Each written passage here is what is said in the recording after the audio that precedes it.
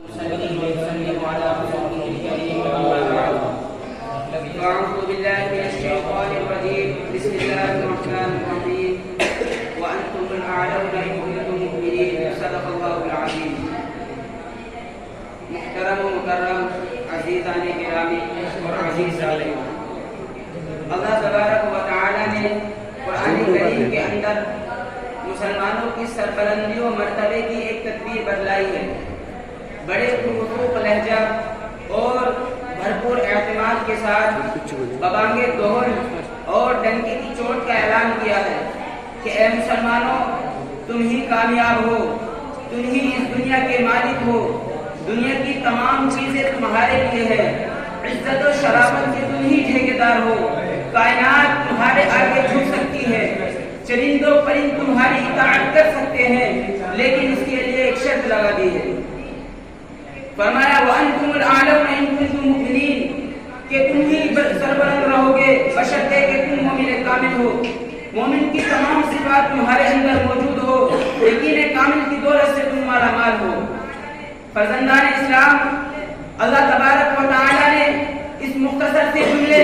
اور اس چھوٹی سی آیت کے اندر حقیقت کا انکشاف کیا ہے، آنکھیں کھول دی ہے اور صاف طریقے سے فرما دیا ہے کہ تمہیں گھبرانے کی ضرورت نہیں، کوئی خوف محسوس نہ کرو، دنیا کی کوئی طاقت تمہارا کچھ نہیں بگاڑ سکتے، شیر تم سے ڈر سکتے ہیں، چیزیں تم سے کپا سکتے ہیں، دنیا کی بڑی سے بڑی چیز تمہارے غلام بن سکتی ہے، لیکن اس کے لیے ایک شرط لگا دی ہے.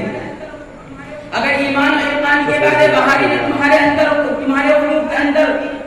نور پیدا کر دیا ہو، ایمانی صفات دینی خصوصیات کے تم حامل ہو، لیکن دوستو آج کا انسان یہ تو چاہتا ہے کہ دنیا اس کے آگے جھک جائے، جس چیز کو وہ چھوئے تو وہ سونا بن جائے، اس کے مقابلے میں اکیلا کافی رہے، اس کی عزت و شرافت کو دنیا سلام کرے، ہر تمنا اس کی پوری، ہر خواہش اس کا بڑھ کر استقبال کرے، لیکن وہ بھول جاتا ہے کہ اس کو یہ شرافت و عظمت اسی وقت حاصل ہو سکتی ہے جبکہ خدا کی غلامی کرے. رنگ و خون کی بتوں کو پاش پاش کر کے ایک ہی حقیقی فرما روا کا پرستار ہو، چڑھتے سورج کی پوجا چھوڑ کر مسجد حقیقی کی بارگاہ میں سجدہ ریز ہو، اس کو یہ مقام تبھی حاصل ہو سکتا ہے جبکہ اس کی ہر چیز اللہ کی ہو جائے.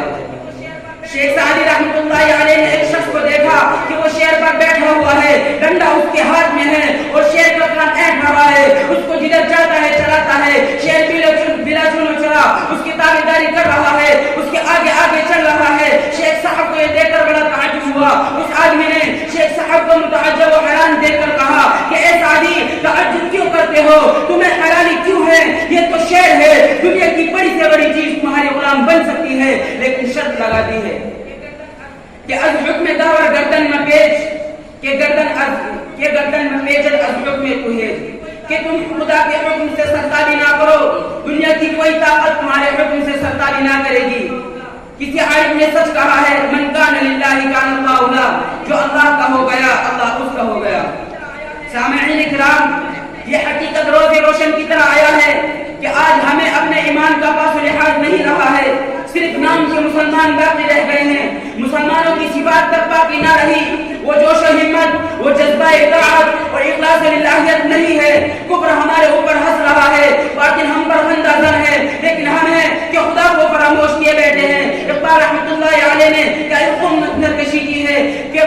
خندہ زن کفر ہے، احساس تمہیں ہے کہ نہیں، خندہ زن کفر ہے، احساس تمہیں ہے کہ نہیں، اپنی توحید کا کچھ پاس تمہیں ہے کہ نہیں. مسلمانوں، ایک وہ بھی مسلمان تھے جب مدائن فتح کرنے کے لیے گئے تو راستے میں ایک سمندر پڑ گیا. مشورہ کیا کہ اب کیا کرنا چاہیے. مسلمانوں کی ایمانی قوت اور دین کے پرجوش والا نے کہا ایمان کی طاقت کے سامنے یہ سمندر کیا چیز ہے، ہم اسی کے اندر گھوڑے ڈال دیں گے. چنانچہ مجاہدین اسلام کی مقدس جماعت نے سمندر کے اندر گھوڑے ڈال دیے اور اسی طرح باتیں کرتے کرتے گزر گئے جس طرح خشکی پر سے گزر رہے ہو اور پورا سمندر عبور کر گئے. قابلوں نے جب یہ حالت دیکھی تو سب یہ کہتے ہوئے بھاگ گئے دیوان آمدن کہ یہ تو دیوا ہے، یہ تو دیوا ہے. اور اسی طرح مجاہدین اسلام کو فتح حاصل ہو گئی. اقبال رحمۃ اللہ علیہ نے کیا یہ منظر کشی کی ہے کہ دشت تو دشت دریا بھی نہ چھوڑے ہم نے، دشت تو دشت دریا بھی نہ چھوڑے ہم نے، پہلے ظلمات میں دوڑا دیے گھوڑے ہم نے. سامعین کرام،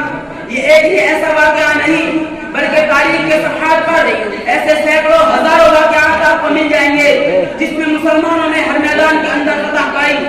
وہ جنگلوں میں گئے تو جنگلوں میں ان کا بڑھ کر استقبال کیا، انہوں نے خاک پر ہاتھ ڈالا، اسے سونا بنا دیا، چرند پرند درند ان کے تابع ہو گئے، سمندروں کے قطرے، بیابانوں کے ذرے، آسمانوں کے تارے سب نے خوش آمدید کہا، انہیں اعزاز بخشا۔ اقبال رحمۃ اللہ علیہ نے کیا حقوق فرمایا ہے کہ وہ معزز تھے زمانے میں مسلمان ہو کر، وہ معزز تھے زمانے میں مسلمان ہو کر، اور ہم خار ہوئے تاریخ قرآن ہو کر۔ آپ کو یاد ہوگا حضرت عمر فاروق رضی اللہ عنہ کا زمانہ ہے، افریقہ کے بیشتر علاقے فتح ہو گئے، اسلامی نام لیواؤ اور ملت کے جیالوں نے افریقہ کی سرزمین پر اسلامی علم بلند کر دیا اور در و دیوار پر اسلامی جھنڈا لہرانے لگا۔ وہاں کے کل شکوہ عمارات اور بلند بالا مینار اسلامی عظمت و سطوت کے سامنے خم ہو گئے۔ اس وقت کچھ اوباشوں اور دشمنان اسلام نے دین کی راہ میں روڑے اٹکانے اور وہاں کے سیدھے سادے مسلمانوں کو بہکانا اور برگلانا شروع کر دیا، جس سے بڑی رخنہ اندازی پیدا ہونے لگی۔ تو حضرت عمر فاروق رضی اللہ عنہ نے وہاں کی سرگوبی کے لیے اور حالات کو معمول پر لانے کے لیے حضرت عمر بن عاص رضی اللہ عنہ کو بھیجا۔ حضرت عمر بن عاص رضی اللہ عنہ نے وہاں جا کر حالات کا جائزہ لیا اور طے یہ ہوا کہ یہاں پر ایک اسلامی چھاونی بنائی جائے۔ باتیں ہونے لگی، کسی نے کہا کہ چھاونی بھی چوراہے پر بنائی جائے، کسی نے کہا کہ شہر کے کسی کونے پر بنائی جائے، لیکن اسلامی لشکر کے سردار نے کہا کہ چوکی افریقہ کے جنگل میں بنے گی۔ افریقہ کے لوگوں نے کہا یہ لوگ بالکل بے وقوف معلوم ہوتے ہیں، افریقہ کا جنگل تو وہ ہے جہاں لوگ دن ہی میں جاتے ہوئے ڈرتے ہیں، کوئی اگر وہاں پہنچ جاتا ہے واپس نہیں آ سکتا۔ وہاں بڑے بڑے اژدہے، دہاڑتے ہوئے شیر، ڈکارتے ہوئے بھیڑیے اور قسم قسم کے موذی جانور رہتے ہیں، بھلا وہاں چوکی کس طرح بنے گی؟ لیکن یہ فیصلہ اٹل تھا کہ نہیں، چوکی افریقہ کے جنگل ہی میں بنے گی۔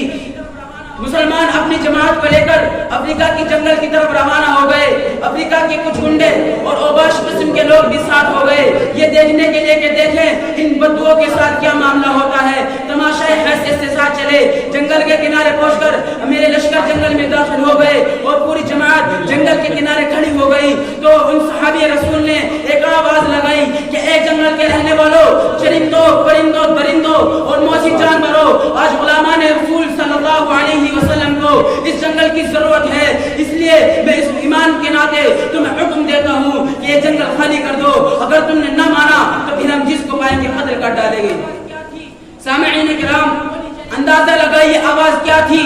نہ معلوم کوئی گولی چلی تھی یا کوئی بم پھٹا تھا یا اس آواز کے اندر جادو تھا۔ تاریخ کے صفحات اس بات کی شہادت دیتے ہیں کہ شیر، چیتے، بھیڑیے اپنے بچوں کو منہ میں دبائے اس طرح جا رہے تھے جس طرح کوئی مفتوح کون